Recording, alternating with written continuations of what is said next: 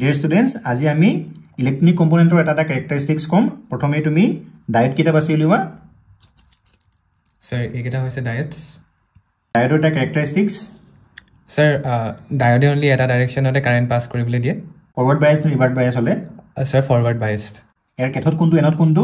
sir এটো যেটো আমি ব্ল্যাক এৰিয়া দেখি আছো এটো হৈছে এনড আৰু এটো যেটো আমি এটা সিলভাৰ বেন্ড অৰ হোৱাইট বেন্ড দেখিছো এটো হৈছে কেথড ফৰৱাৰ্ড বায়াসত আমি কি কৰিব লাগিব স্যাৰ ফৰওয়াৰ্ড বায়াসত আমি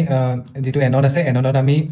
বেটাৰি অৰ সেলৰ যেটো পজিটিভ টাৰ্মিনাল আছে পজিটিভ টাৰ্মিনাল কানেক্ট কৰিব লাগিব আৰু যেটো কেথড আছে কেথডৰ লগত আমি নেগেটিভ টাৰ্মিনাল কানেক্ট কৰিব লাগিব স্যাৰ এটো হৈছে এটা মাল্টিমিটাৰ যেটো আমি ইয়াৰ ডায়োড মোডত সেট কৰি লৈছো দেন এটো যেডাল ব্ল্যাক প্ৰব আছে এডাল হৈছে ইয়াৰ নেগেটিভ প্ৰব আৰু যেডাল red probe আছে ইডাল হৈছে আমাৰ পজিটিভ probe সো আমি এই যেডাল পজিটিভ probe আছে ইয়াৰ এনডত কানেক্ট কৰিম আৰু যেডাল নেগেটিভ probe আছে আমি ইয়াৰ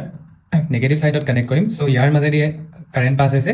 সো সেই কাৰণে আমি ইয়াত এটা ভ্যালু দেখিছো